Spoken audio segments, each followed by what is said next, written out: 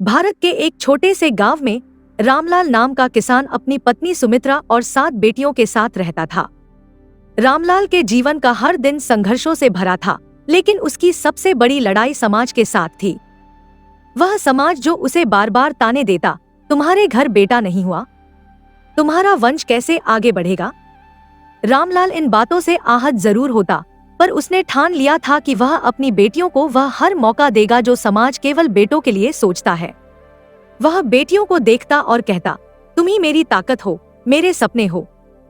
7 बेटियां अलग अलग स्वभाव और प्रतिभा वाली थी। किसी को किताबें पसंद थी तो किसी को सितारे, किसी को आकाश में उड़ने का सपना था तो किसी को धरती को बदलने का जुनून। रामलाल एक साधारण किसान था। उसके पास ज्यादा धन दौलत नहीं थी, लेकिन उसने जो भी कमाया बेटियों की शिक्षा पर खर्च किया।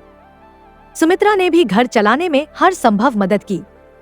उसने चूल्हा चौका और घर का सारा काम संभाला ताकि रामलाल बेटियों के लिए और समय और पैसा जुटा सके। गांव के लोग ताने मारते, इतना पैसा लड़कियों की पढ़ाई पर खर्च कर रहे हो, आखिर में ये तो दूसरे के घर जाएंगी। बेटों पर ध्यान देते तो तुम्हारा नाम रोशन होता।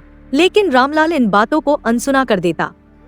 सबसे बड़ी बेटी आरती को बचपन से ही दूसरों की मदद करने का शौक था।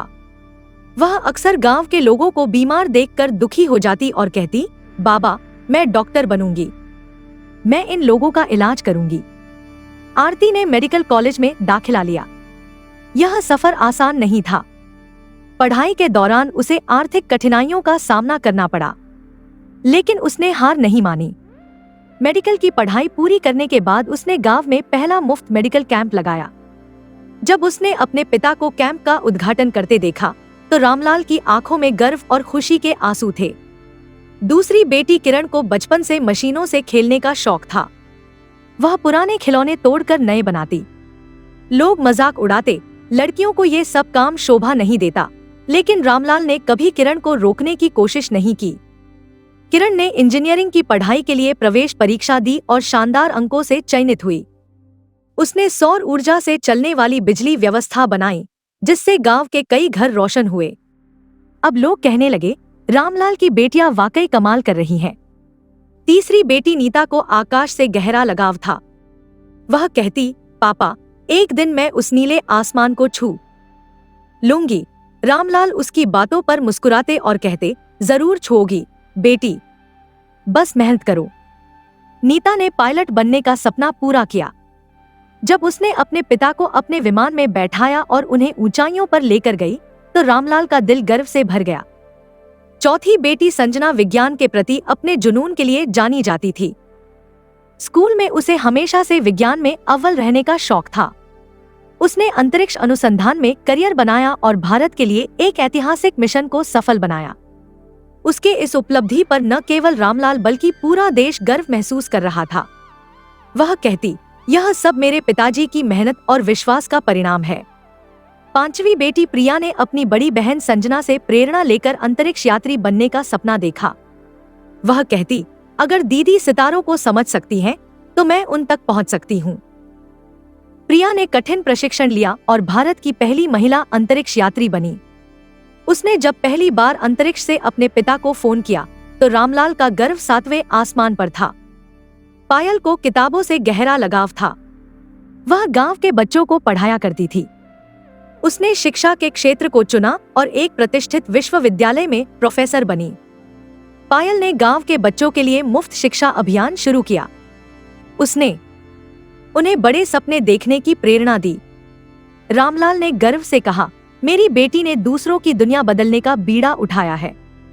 सबसे छोटी बेटी अनुष्का ने समाज की समस्याओं को बहुत करीब से देखा। उसने राजनीति में कदम रखा और ईमानदारी और सच्चाई के साथ काम किया।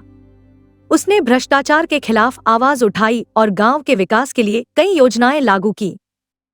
7 बेटियों ने अपने अपने क्षेत्रों में उत्कृष्टता हासिल की। रामलाल, जो कभी समाज के तानों का शिकार था, अब गांव का गौरव बन चुका था। गांव में एक बड़ा कार्यक्रम आयोजित किया गया, जहां रामलाल और उसकी बेटियों को सम्मानित किया गया। 7 बेटियों ने अपने पिता को माला पहनाई और कहा, पापा, आपकी मेहनत और भरोसे ने हमें यह मुकाम दिलाया है। रामलाल ने समाज को संदेश दिया, बेटा बेटी में फर्क करना बंद करो। सपने और मेहनत किसी का भी भविष्य बना सकते हैं। मेरी बेटियों ने साबित कर दिया कि वंश आगे बढ़ाने के लिए बेटा नहीं, संस्कार और साहस चाहिए। यह कहानी उस बदलाव का प्रतीक बन गई जहां बेटियों को समान अधिकार दिए जाने लगे। रामलाल की 7 बेटियां न केवल उसकी ताकत बनी, बल्कि समाज की सोच को बदलने का कारण भी बनी। दोस्तों, आपको हमारी आज की ये कहानी कैसे लगी, हमें कमेंट करके जरूर बताएं। अगर कहानी अच्छी लगी तो वीडियो को लाइक करें और अपने दोस्तों के साथ भी शेयर करें। मिलते हैं अगली वीडियो में एक नई कहानी के साथ।